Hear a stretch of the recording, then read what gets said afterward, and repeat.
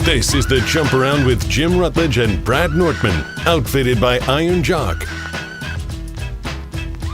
It is the Jump Around 3.0. I am Jim Rutledge. He is Brad Nortman. We are both live, or I am live from the Everlight Solar studio, and it was a bye week for the Badgers, and this is one of those years, Brad, where it feels like the bye week is a break, and I got an opportunity not to be upset with the Wisconsin football program. Hopefully for the players, it will be a good week for them. A little bit of news coming out of the press conference early on from Tyler Van Dyke, and I want to get to that in a minute, but I do want to tell everyone that Jack Del Rio, who is now a senior advisor to Luke Fickell, will be joining the show at 1 o'clock today, so we're very excited for that, Brad, and I might ask the question from the movie Office Space, what exactly is it that you do? Just from like curiosity purposes, not that he shouldn't have the job, but like, what does that mean to be special advisor? He is also a USC alum, an NFL player who played, I remember him with the Saints mostly, but he played with the Saints and the Chiefs, Cowboys, Vikings, and the Dolphins for a little bit, and then coached in the NFL for a very long time. So very excited to have him join the show at 1 o'clock today. But the news, I guess, of the week for me, Brad, was that Luke Fickell said on Monday that they haven't talked with TVD specifically about potentially Tyler Van Dyke potentially returning to Wisconsin for another season, but that door, in theory, could be open, saying we love Tyler and we love what he does. He'll be in our plans as well. And I wanted to get your thoughts on Tyler Van Dyke possibly returning with a medical red shirt next year. I think Fickell was vague on this because whether it's Braden Locke or maybe Matoyer, if one of them steps up and looks really good this year, I don't think Tyler Van Dyke is the person coming back. But if there's a stumble or we never see Matoyer, then I think that it really Van Dyke could be the canary in the coal mine for next year for the Badger football program. And if he's coming back, that means they still don't have a quarterback of the future. Yeah, Jim, I look at their philosophy right now, and it seems like the Badgers want to get a guy who can be a multi-year starter, and you're going to do that likely through, high school recruiting, similar like what they did with Matoyer. I think he is the vision. If a guy like Tyler Van Dyke is back, I think it's an indicator, as you said, that they don't think he's ready. And I'm not sure Braden Locke is the guy of the future. So it's all waiting for Matoyer to take that step forward and be that guy. And it seems like in the meantime, the Badgers are incredibly comfortable with doing a one-year stopgap type veteran quarterback, which you saw with Mordecai, and now you see with Tyler Van Dyke. If there's a lot of interest from the Badgers for TVD to come back next year, it's an indicator that maybe Matoyer isn't ready. Maybe it's not that he's not the guy. They're not that confident in his ability to come and be what they think he can be. So to me, I don't think it's not, I hate to say this, but it's not what Badger fans should be rooting for. I'm not sure I saw anything of incredibly high ceiling, of playmaking ability that would move the needle for this team. For next year, that's going to be an incredibly hard schedule again. So at that point, I would love to see the Badgers start looking toward the future and getting reps for a guy like Matoyer, who seems like he is just carbon copy perfect for this system. The question is, can he actually do that on the field? Yeah, it's a lot to put on his shoulders, and we've been victims of this before. Brad, John Budmeyer is a name that came to mind. Obviously, Graham Mertz comes to mind. There's been, even Kurt Phillips was a guy who was highly recruited before he blew out every knee he had twice at least, unfortunately for Kurt. But, that guy always was getting hurt, but he was so talented.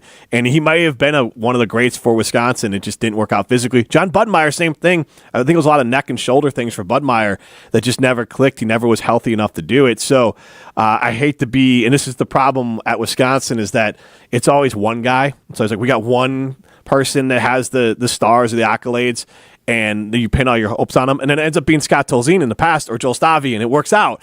I don't know if he can be that plan of like, let's go get the big-time guy and hope the guy we don't know about. I guess in this case, in classic Badger fashion, Braden Locke becomes the guy, and it's not Matoyer. But to your point, I think Matoyer is a guy, if we do talk about him, put too much pressure on him, from the ideal player that you want for Wisconsin going forward, someone who could set the tone for other quarterbacks to say, hey, I can go here and I can develop and I can be a pro. I believe Phil Longo coached a little bit with Drake May and probably a little bit of Mitch Trubisky as well. I don't know that for sure. No Mitch there? Okay, so at least Drake, that's probably good for Phil. But Drake May developed him a little bit, and there's been other guys who have played under Phil Longo who have gone pro, that a guy like Matoyer, if he develops and looks like, even if he's all conference, but if he looks like a guy that's even draftable, that helps you get the next player who's maybe even more accomplished or more ready to start year one. And that's where a guy like Matoyer could be a program setter. So I'm hoping for Braden Locke to look good this year, but I do hope also, because you can play some guys a little bit before you burn the red shirt, I would like to see maybe a little bit of Matoyer in there just to truly see what you have. Because, Brad, as we talked last week, level setting for this team, I want to feel better about the team going forward, and I want them to be bowl eligible, and that's it. So playing Matoyer at some point this year, even if it's in fits, just little bits and pieces, I'm good with that. Well, and we have to think about program building, right? Because if we're going to have patience with Coach Fickell, this staff, him getting his guys in there, that means we're still in the building phase. And I'm still of the belief, even with the ease of transfer portal, and you see guys like quarterbacks that are transfers have success, like Cam Ward in Miami. Yep. I know Caleb Williams was a transfer. I still believe that getting a guy in young and developing him and having him start over multiple years still is the most logical way to success, particularly for the Wisconsin Badgers, who I think is always going to be kind of limited to bring in either the best high school recruit or the best possible transfer coming in. So to get a guy in there that fits your system and develop him, have him start for 2 or 3 years, is still the system that's going to work best for the Wisconsin Badgers. And it's never been more important that the Badgers find a quarterback that is a multi-year starter, that is capable, because of the offense and because of where college football is going. So that's where I would just like to see them. If we all agree, hey, we're still in development mode, well, let's develop our future, not go back to the well with TVD and try to just, roll it back for one more year. Right, and I agree with you on the freshman side of things, or finding players, the MAC conference quarterbacks who have multiple years of eligibility left. Like a guy like that would be fine too. And on that point, we'll switch over to the defense here, and Mike Tressel. And this year the defense, I thought last year the defense looked a little bit better than it is looking so far this year. And I think some of it has to do with lacking complementary football. That if actually I was on the phone with Badger Hall of Famer Tarek Saleh on the way in, and we were talking about that if the Badgers make both their field goal attempts against Alabama, which is nothing crazy, they weren't like 50, 60 yarders, you're down 14-9 going into halftime, and maybe that defense looks better, maybe it plays better. So I don't think this is all on personnel. I definitely don't think it's scheme, and I want to get into that because in talking with Tarek and him talking to people around the program, it's less of a scheme issue than it is fundamental issues. And that can be more concerning, but it's not letting the number 2 wide receiver run wide open in the middle of the field, not missing tackles, not letting teams break, contain, keeping, not letting the ball, the deepest player get behind you for a touchdown with 10 seconds left to go in the half. Like simple, basic football things, not scheme things. And then Ryan pulled this information for us, but Jesse Temple in The Athletic wrote that during Tressel's last season at Cincinnati, he ran a 3.35 66% of the time. In Wisconsin, they did it 11 times in 2023, that 3.35. They haven't run it so far in 2024. So all this like consternation about what are the Badgers going to run? Well, Brad, they've run most of their plays out of a 2-4-5 set, which was the most used personnel group under Leonard in his final season. So it's not a scheme thing. So don't come in. I mean, we can't come in here and say Tressel is changing up the scheme and that's why they're not winning. And we should have kept Leonard for that. Realistically, if you wanted to make a case for keeping Leonard, it's these players have to play more fundamentally sound football all the way through. Yes, the offense can help by not putting them in a horrible down, and whether you're down a ton or you feel like you got to make a play. Because look, it happens on defense too. Like, all right, we're down 14. I need to try to make a play, so I'm going to get out of position because I think I can make this interception, and then I missed it. Or I'm going to try to force a fumble here, and I didn't make the tackle. So there's some of that involved with this too, but it does look like this team needs to work on continuing to be tight on its fundamentals, and then I think the rest would come along. Yeah, it's interesting. I think the defense, if you look at the stats, on like where Wisconsin ranks nationally. Thank you to Ryan for pulling that. Yep. 43rd nationally in points per yards per play, 49th in yards per rush, 32nd in total defense. Like we agree those aren't great numbers. They're not horrible numbers, but they're not great. And I think what hurts most is the descendant from what was a great defense. Like you could rely on the Badgers defense being top 10 in every category and being a reason why this team wins. And if the offense isn't getting it going, at least we have this defensive identity to where people were saying Wisconsin is year in and year out one of the best defenses in all of college football. So I think it's painful to go from that to where they are now, which is kind of maybe slightly above average, and maybe average for the Big Ten. You're totally right when it comes to scheme, though, because scheme matters a lot less on defense than it does offense, right? Offense, scheme governs everything. Where you line up, what routes you run, how you build in plays, and how you set things up for the future. Scheme is everything on offense. But on defense, scheme gets you set up, and it gives you your assignment. But then the ball is snapped, and then you play football. Your reaction. You're reacting, and you're allowed to then just play football. And I think what we're seeing from this defense is, okay, maybe the scheme is a little bit of a shift, but the drop-off feels to me three things, really. It's the personnel just not playing well. I mean, you need to get guys at some point in there that can play physical, play hard, and play with aggression, which leads me to my next one, mentality. It just feels like this defense is more reactionary, kind of receives the blows, as opposed to the Coach Leonard defenses, which delivers the blow and seems like they're I know they're on defense, but they're on the aggressiveness, the offensive side, that they are attacking you. And then that comes down to development. How are we developing players to be their best? Because I don't think this is a scheme thing. Once as you snap the ball, defensive players make plays. That's just what they do. And it dictates less about what you do ahead of time. It's more reactionary. So that just tells me that there's either been a drop-off in talent and development or a drop-off in mentality, and probably a little bit of both. So I think Coach Tressel's job isn't necessarily how do I change my scheme to be better? It's how do I make just more defensive dudes on the field that they can just go make plays? Because that's what defenders do. They line up, they have their assignment, snap of the ball, react, and go make a play. Ryan, you were telling me in my ear, but I'll just let you say it because you're the one that found the quote. What were you saying about Coach Tressel? So I was just going off exactly of what Brad was saying, whereas that Coach Tressel himself has said that he doesn't necessarily want what he would call fit ball players, guys who he just thinks fit the scheme, and therefore that's why they should be starting and that's why they should be playing in a certain role, like maybe having the right style of linebacker who plays in that 2-4-5 or versus the 3-3-5 defense, right? But he wants guys who are just football players, like you said, Brad, just guys who are going out there to make plays. And that's exactly what Tressel has been trying to find with the roster turnover the past few years. But I think as we can see from some of the stats, and like you mentioned, like it's a little, it's not below average, but based on more of the traditional stats. But I know one, very indicative stat of how well a defense is performing is something called a havoc rate. And that's the percentage of plays the defense is getting a sack, a tackle for loss, a tip pass, or an interception, which, based off what I know of Tressel's defense, that defense is supposed to generate a lot of havoc. It's supposed to create a lot of chaos for opposing offenses. The one thing for them so far this year is that the Badgers are 124th in havoc rate in college football.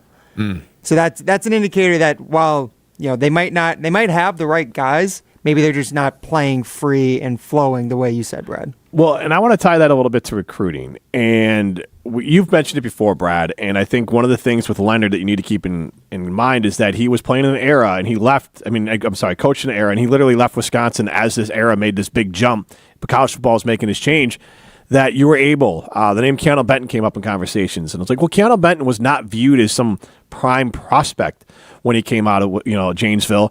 They found someone with a skill set. I think he was invited or was talked, the coach staff was talked into letting him come up to basically a recruiting day at Camp Randall. Then the staff saw him and offered him right away and saw the ability they had or his ability going forward. But Keanu Benton was a guy that needed time to develop physically and on a skill set. And then he also got a chance to learn the system. So by the time he was a regular player and a regular contributor, it was instinctual for him. He was not thinking about what he was going to do. And he was a better football player by the time he got here and got to actually play here. So that's just one example. There's a lot of players on the defensive side of the ball that were developed in this system. It's kind of like in their blood under Jim Leonhard because they were here multiple years, and playing instinctual on defense is about knowing exactly your assignment, like you know everything else, like you know how to breathe, and then you can go be instinctual with football. Wisconsin, you're constantly bringing in these new players, and it's not just Wisconsin, but with this NIL, you're bringing in new players, and then that makes it, I think, hard to be instinctual if you are coming to a defense, or if you're in it for a year or two and you're trying to figure out how to do it. You're still thinking more than you're actually just playing. So I think that's one part of it, Brad, because the other part of it is a guy like Keanu Benton now might get an offer from Northwestern coming out of Janesville and say, hey, we'll pay you $2,000 a year. You'll be a starter right away.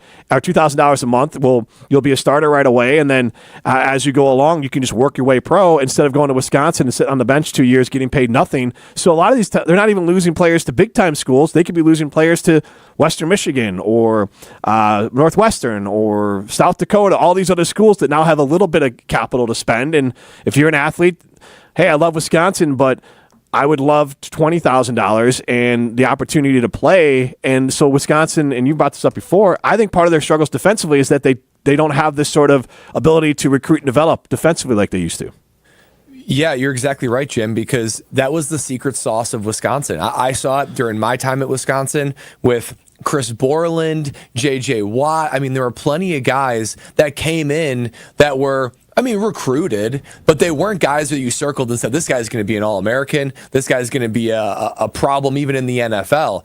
But there was a true development. You got guys with the right mentality, the right mindset, a love of the game, some instinctual type of football playing skill set. And then you develop them. And then by the time they're sophomores, juniors, and seniors, they're unbelievable. And as I'm looking back at the Badgers in the NFL right now, that were sort of the cornerstones of those defenses from 2015 to 2022, these guys are studs, but they weren't necessarily guys that were five-star recruits. They were developed. Their mentality was crafted by Jim Leonhard.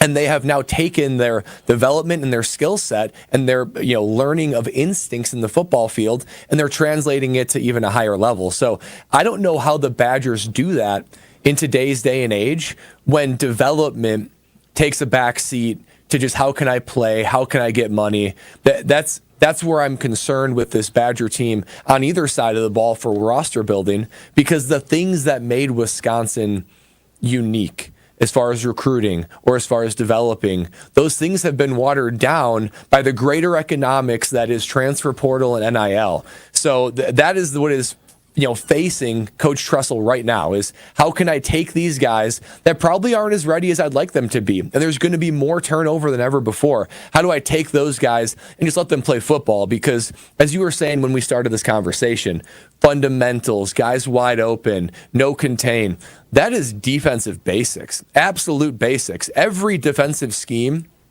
accounts for that. There should be no guys wide open. There should be no contain, or there should be contain every defensive scheme. So these are mental errors, and they're situations where guys aren't winning their one-on-one battles. And then again, that goes to development and guys being ready to play. So I don't think it's scheme. I think it's a combination of mentality and development that's not allowing this defense to be what it once was. You can be a winner. Hopefully the Badgers are a winner against USC. You can be a winner by going to Ho-Chunk Gaming Madison. That's where winners go. Millions of dollars are won every weekend at Ho-Chunk Gaming Madison, and hundreds of people go and win that money at Ho-Chunk Gaming Madison. So go be a winner and go to Ho-Chunk Gaming Madison. This is the Jump Around 3.0. I'm Jim Rutledge. He's Brad Nortman. Wisconsin, 15.5-point road underdog versus USC. Steve the Homer True from the ESPN Wisconsin airwaves said a Badger win at USC could be the greatest regular season win at UW or in UW history. And I'm going to disagree with Homer, but I do think, Brad, I can see where he's coming from in the idea that Luke Fickell needs a signature win, and it's one that can build momentum. It's a lot of the same stuff we said about the Alabama game. The only difference is here, I don't think a win against USC when Braden Locke is your quarterback and you already have the loss to Alabama is one that's going to propel you into the college football playoffs, but it could propel you forward and build momentum and build belief in the program. But if you look at Fickell's time at Wisconsin, and it's not that long, so I think this is worth pointing out that like this isn't trying to bury him because he's a season and 3 games in so far. You could make a case his most signature game was a 24-10 loss to Ohio State. They trailed 17-10 until 5 minutes to go in the fourth quarter. He really felt like Wisconsin had a chance to do something special there. That 24-17 win, home versus Nebraska to get bowl eligibility was incredibly important. And then also, because just like last year, they lost their starting quarterback, plus they also lost Ches Malusi, one of their top running backs, and they lost Braylon Allen for bits and pieces. So that was a very injured team last year. And then they won the Axe back 28-14 versus Minnesota. Those are really the 3 prime candidates for a signature win for Fickell at his time at Wisconsin. So without a doubt, UW beating USC would be the most important victory in Luke Fickell's time at Wisconsin. Oh, yeah, absolutely the most important victory for Luke Fickell's time. And like you said, something that this program needs. It needs a shot of life. It needs to showcase the Wisconsin brand on a national level and have there be success. And honestly, too, a good point to do it would be the new territory of the Big Ten. If you can go to the West Coast, where you're going to be recruiting and where you're going to want to be recruiting now that the Big Ten is legitimately coast to coast, this would be a big win for this program. I agree with you. I don't think this would be the greatest regular season win in Wisconsin history. Maybe the most improbable, biggest upset, but like greatest to me has to do with a great team on the way to a great season. Nothing about this team shouts greatness to me, but it would be an upset and it would be up there. I just think that when it comes to figuring out who this team is, establishing an identity, you have to get one of these big wins. You have to prove that at some level you're capable to play on the same field as these really good teams in the Big Ten or SEC like Alabama. It's going to help recruiting. It's going to help NIL. You just can't keep the narrative going that Wisconsin is just this mediocre program whose best days are behind it. And when we talk about Luke Fickell's signature best games, I do believe that it's Ohio State. That loss that they had was the best I had seen this team play under Luke Fickell's era. I know it was a loss, but it was a respectful loss for sure. And if they can just get one of those 4 games, obviously Bama's out of it now, but now USC, Penn State, Oregon. One of those 3, you can pull off the upset and get to bowl eligibility to where there's a respectful, end of the season. I think you would chalk this up and say, look, that's a successful season. That is more than what I anticipated this team to do, particularly right now. And it can be a thing that you look back on and say that was a moment right there where Coach Fickell helped reshape the narrative of his tenure at Wisconsin and the trajectory of Wisconsin.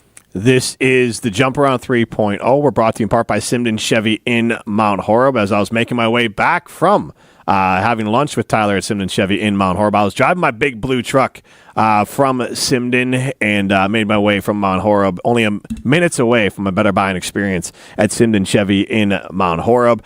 With this program here for Wisconsin, I want to touch on this for a minute here, Brad, before we are joined by Coach Jack Del Rio, and that's Matt Sluka. Matt Sluka leaves UNLV over an NIL dispute, and I believe I heard it right before we hopped on, at least on ESPN Radio, that Marcus Cromartie has been telling people, former Badger Marcus Cromartie, who's serving as the NIL agent for Sluka, is that they went to the table and said, hey, you told us you're going to give $100,000. How about $50,000? How about some money? And UNLV said, we're going to give you the 3 and that's it. And so this day and age, and I don't want to get into the weeds of are there contracts with schools? Are there not contracts with schools? Because that gets very gray. But I really think that there needs to be, and I don't know the word I'm looking for here, but basically a judge and a jury. So there's nobody to remedy this, Brad. Like, there's nobody that Sluka can go to. There's nobody UNLV can go to. It's literally the wild, wild west. There's no law. It's just do what you want.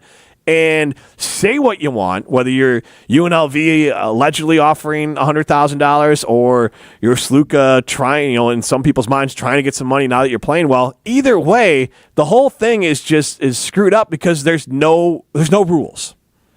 Like most things in life, either extreme doesn't feel like it's productive, Correct. and it feels like it's negative. When I was playing, and for the longest time, the NCAA, the college football teams, they had you, for lack of a better term, they had you in a vice. Like they had you completely within their control. You can't transfer, you lose eligibility. You can't get any money. It's completely strict on what you can get. I mean, so utterly restrictive.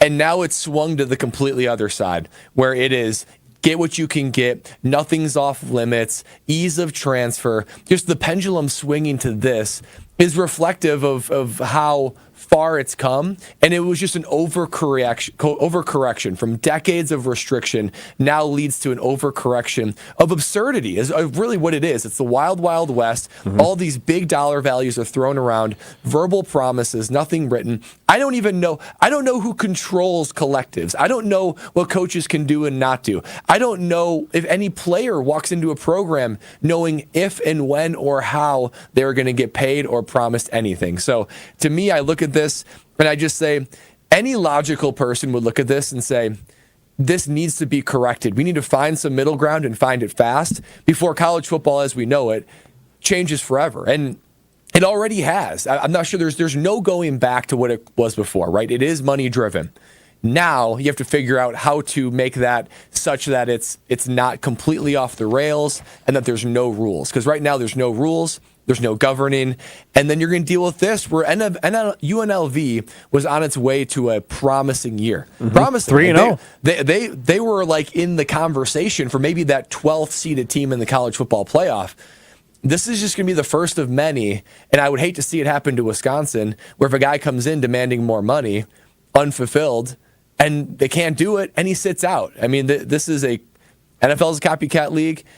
College football is copycat because guys will feel more empowered to do this now. The Jump Around is outfitted by Iron Jock. Use the promo code ESPN30 for 30% off all purchases over $50. We're going to be joined by Jack Del Rio soon.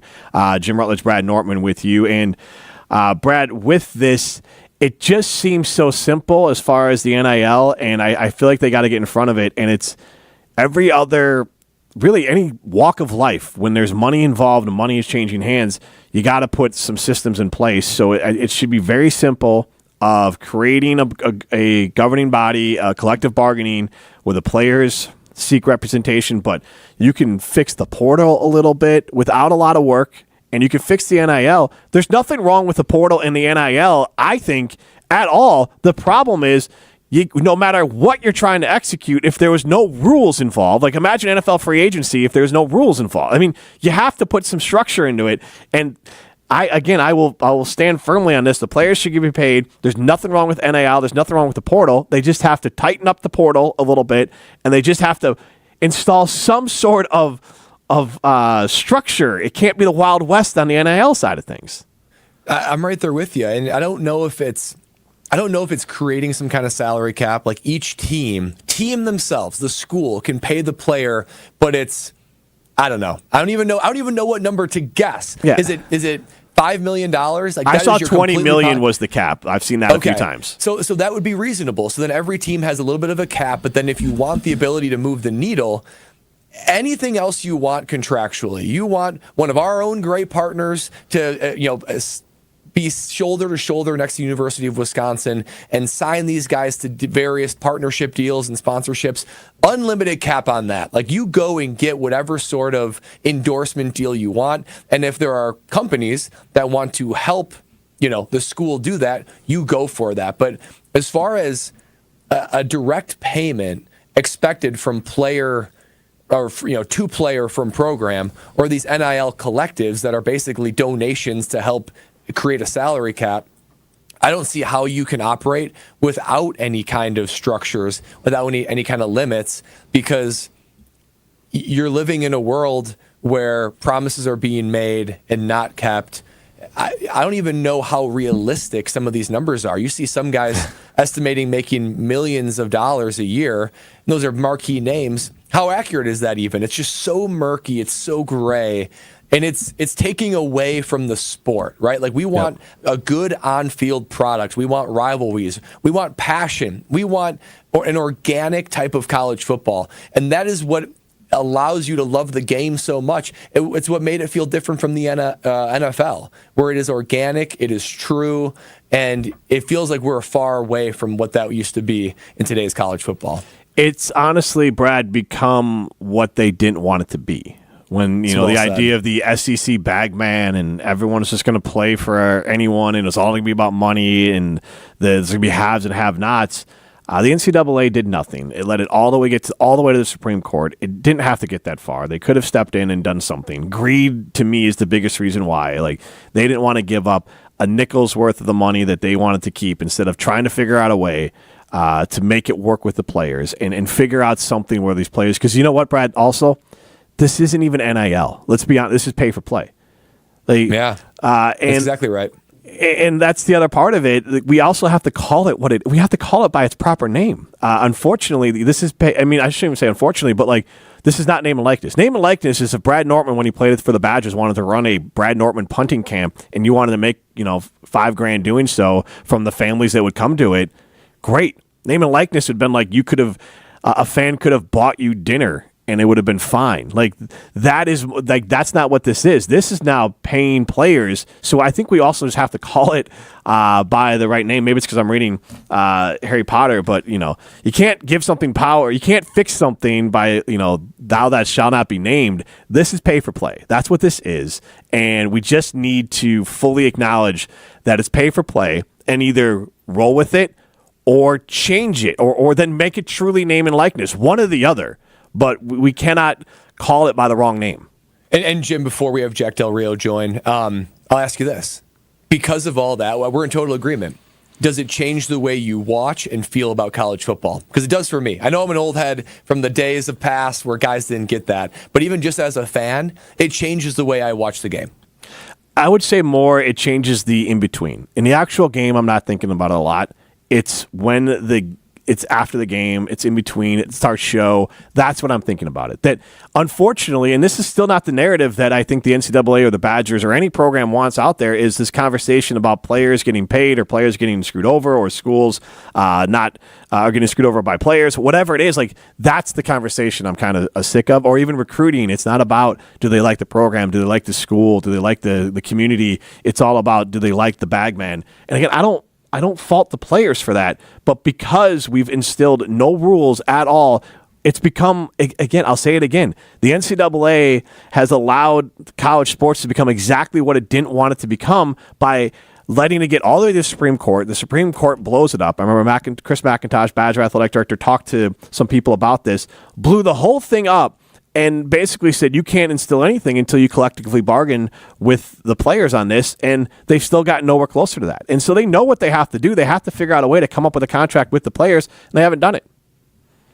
Yeah, and it's got to happen at some point because for me, it just erodes a little bit of what I feel like college football is and should be. And maybe you're right. Maybe as I watch Wisconsin on Saturday, I'm not thinking to myself, oh, this guy's getting paid $100,000 or whatever it is. Or these guys are like semi-pro athletes. It's everything in between.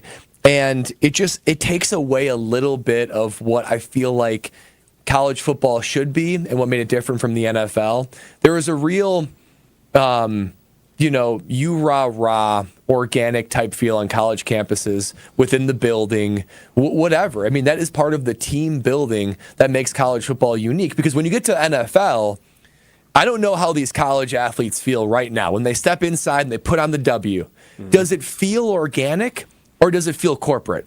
Because I know in the NFL, look, I loved it. The NFL is great, but it felt corporate, right? It felt like you were playing for money, and it felt like you're a professional, and you kind of got to do what you got to do to keep the money coming.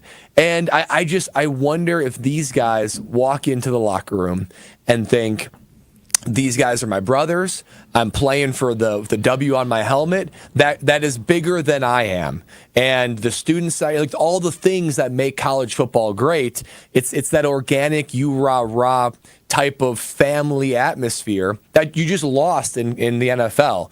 I would love, and maybe if and when we ever have a Badger on this, I'm not sure we'll get an honest answer because I'm not sure you can actually do that, but I would be honest with it. If I gave him some truth serum, how about that from Harry Potter? There you go.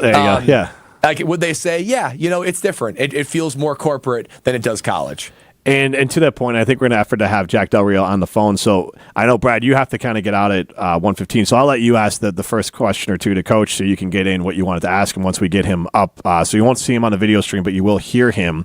But before we get to him, I see this as we're doing the show. Dave Portnoy from Barstool says he'll pay up to $3 million a year to get Michigan an elite quarterback from the portal. And there's nothing the NCAA could do to stop her. Like, he could just look in, find a player, see whatever player Michigan wanted, look at the recruiting boards, and say, hey, man, I'll sign you to a $3 million deal at Barstool if you go to Michigan, and that's it. So, Brad, I guess I'll ask you this before we go to Coach Del Rio. Do you think some of the issues with the NIL and portal and all that would be solved if we could at least have structure with contracts and that way the portal's a little bit tighter, the language is clear on what these players can get, so you can get back to playing for the W, but also being – because I think that was the point of NIL, that you play for your school, but also we're not going to restrict your ability to make some money. It would be a step in the right direction. This Pandora's box has been opened, and I don't know if only a few steps will get it back into balance. But I think it'd be a step in the right direction. And the thing is, you need to start moving back in that direction because it seems the longer we go, you're drifting more into an extreme. So any sort of thing to sort of put some logical limitations on these payments and what's available and how easy it is to transfer, I think that's just a step back toward the middle. I don't think it's going to fix all the problems, but I think it's just a step in the right direction. So we're now joined by Jack Del Rio, and I know that both of you are on a time crunch, but Brad, you're a little bit tighter time crunch. But Jack Del Rio, senior advisor to the head coach, Luke Fickell, here at the University of Wisconsin. And Brad, you and Jack and Coach Del Rio just missed each other multiple times in the NFL, so I'll let the two of you start the conversation, and I'll wrap it up. Yeah, Coach Del Rio, thank you so much for joining. So I played for the Panthers and the Jaguars. You were the Jags coach right before I entered the NFL. So I heard a lot about you from all the the Jags folks from a long time. And then I played, of course, my head coach for the Panthers was Ron Rivera, who I know you're close with, and was a defensive coordinator with him for Washington these several last year. So you yourself are a great coach, and you had a lot of exposure to a lot of great coaches. And I wanted to ask this question about Coach Fickell, right? So we as a Badger community, he says all the right things at the podium, and he looks the part in every way of being a major college football head coach. But what we don't see is the behind the scenes. We don't see the locker room. We don't see the way he interacts with the guys. So if you were to just describe Coach Fickell's coaching identity, coaching philosophy inside the locker room, where I no longer have access to, how would you describe that for Coach Fickell? Well, I think he does a tremendous job with the culture of the program here. I've known him for a long, long time. I actually met him when I first started coaching for Mike Ditka as an assistant strength coach from the New Orleans Saints in 1997. So we're talking about a long way back. And what he is a quality human being. He treats people right. He knows what it looks like to win at the highest level. And he does a great job and has a great atmosphere, not only for his players, but for his staff.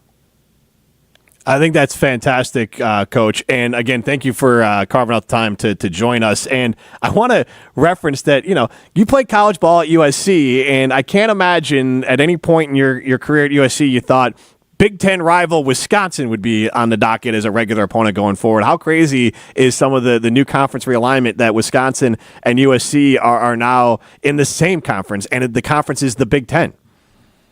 Yeah, it really is mind-blowing to see how it's developed and how it's kind of taken shape. But, you can't spend a whole lot of time worrying about it and what your feelings are about it. You just have to get ready for the next game. And, right now, this would typically be a Rose Bowl matchup, us going out to play Southern Cal. And so, we're looking forward to the challenge. They obviously have a good team, and it should be a great game. We're looking forward to it. Coach Del Rio, one more question before I need to split. We watch college football evolve, and it's more space-oriented now. You see that even with Wisconsin's air raid offense and even with the Wisconsin defense and all over college football, that it's more space and speed-oriented, or at least that's what it looks like. Does that mean that what Wisconsin has hung its hat on for so many years, for decades, was the trenches, the offensive and defensive line? Is that not as important as it was in the past in today's college football? I think it's as important as ever. And I think we continue to have a strong offensive line, and that's, to me, has got to be the foundation of anything you do in football. I don't think that's changed. I think it's still very, very important. And I see a lot of these big boys around here that hopefully will pave the way for the running backs to get some lanes to run in and the quarterback and receivers time to hook up. But it all starts with the guys in the trenches. It still does. The game is more speed and space, no question, but you still have to create running lanes. You still have to protect your quarterback. Coach, with that, in your time in the NFL as a coach, obviously you came across Badger players, and Brad Nortman's going to step aside now, so thanks for Brad for doing the show. The term that coaches have used here to describe the players was smart, tough, dependable. What was the view of Badgers in the NFL, whether ones that you coached or were around or kind of saw in the draft process of players that were at Wisconsin when you were in the NFL and coming into the NFL? What was kind of the general view of those players? Well, I think you said it exactly right. I think smart and tough comes to mind. You're talking about guys with a lot of character, a lot of fabric, to who they are and how they're going to conduct themselves. And I think, obviously Coach Fick wants to, carry on that same tradition of developing guys, but bringing in guys of high character, guys that fit the program, guys that are going to, help with this culture here. And so I know that's important to his cause. We are talking with Jack Del Rio, who is now a senior advisor to head coach Luke Fickell for the University of Wisconsin and the football team here. And a lot of fans, and I think, get caught up in this sort of like, oh, they're going to run a 3-4 or a 2-5 or 4-3 or 5-3 or 4-6. And we talked to Barry Alvarez about this, and former athletic director and head coach at Wisconsin. He said, it doesn't matter what defense you're playing. It matters, are you fundamentally sound? Are you assignment sound? Are you making the tackles? And are you just playing smart football? Is that kind of your philosophy, that the actual scheme doesn't matter? It's about knowing what to do in that scheme. That's the important thing. Well, the scheme is just a starting point, but what brings any scheme to life is some of the basic fundamentals. And so, being able to get off a block, being able to swarm to the football, being able to harass the quarterback, being able to tackle. Being able to tackle is a huge one. I have never seen a great defense that didn't tackle well. And so to me, it starts there. But there are a lot of challenges now in today's football world. Whether you're talking about the collegiate game or the NFL game, a lot of speed and space, a lot of skill players, a lot of design, a lot of trying to create one-on-one matchups with great athletes, and they're going to make some plays. But if you're going to play good defense, you're going to tackle, you're going to get off blocks, you're going to hit the quarterback, pressure the quarterback, and you're going to be able to stop the run when you need to. Coach, we talked to Thomas Hammock, former Badger running back coach, and then obviously the head coach at NIU that took down Notre Dame. And he kind of talked about a mistake he made a couple years ago when NIU played Michigan, and he kind of talked up Michigan almost too much to his team, and then the team, he thought it was going to get his team riled up to go out there and prove everyone wrong, and it backfired on him. This time around, he basically said, you're every bit as good as Notre Dame. You can go win that game, and don't believe what everyone's telling you. You can go do it if you play the game we want to play. What's that balance as a coach that you walk between, Wisconsin being a 15.5-point road underdog, and Coach Fickell will have to walk this line this week of, hey, you want to play the nobody believes in us card, but you also want to play the we deserve to be here and we are fully capable of winning that game. What's that line like to walk as a head coach? Yeah, I think that line becomes more very similar to what I come from with my NFL background, and that is any given Sunday. Yeah. And I think it's becoming that way in college world, any given Saturday or Friday night. Yeah.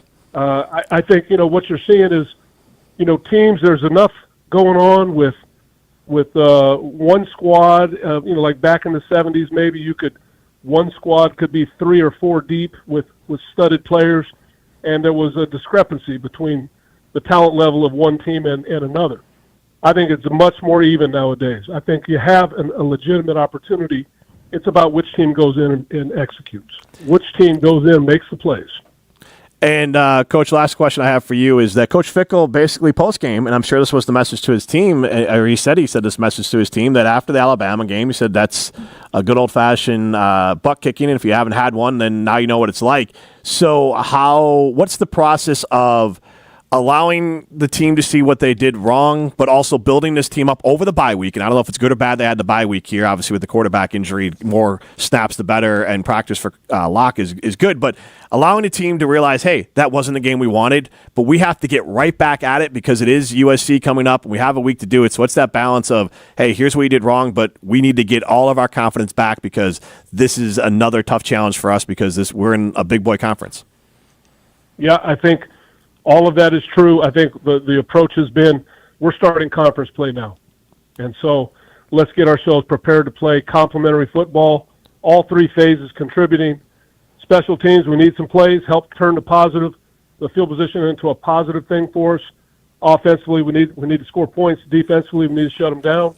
And we need to play complementary. And so all 3 phases. Again, we start conference play, and that's what it's all about. Travel out there and beat a conference opponent. And, Coach, what was it, and I think you kind of touched on it earlier, but what was it that drew you to Coach Fickell in Wisconsin that you wanted to take this job? Yeah, it was a quality human being. Being in the college game, I didn't want to stay out, and I took several trips with people that I know this summer, and Fick was nice enough to invite me to camp. I saw him there. We talked. And we talked it through, and I ended up accepting the post to come here and help support him in any way I can. Well, Coach, I think Badger fans will speak for all of us that we're happy that you're a part of the program, and we're looking forward to seeing Wisconsin have a bounce back game against USC. Really appreciate your time. Oh, you bet. Appreciate it. All right. Go Badgers. Yeah, go Badgers. And that was senior advisor to the head coach, Jack Del Rio, former NFL head coach, former NFL coordinator, former NFL player from back in the day. So really excited to have Jack Del Rio on the show. If you missed any of today's show, you can watch back on YouTube, and you also listen back, Wisconsin On Demand, Apple, Spotify, any of those great places. And Wisconsin On Demand, we are in the varsity tab. So this has been the Jump Around 3.0.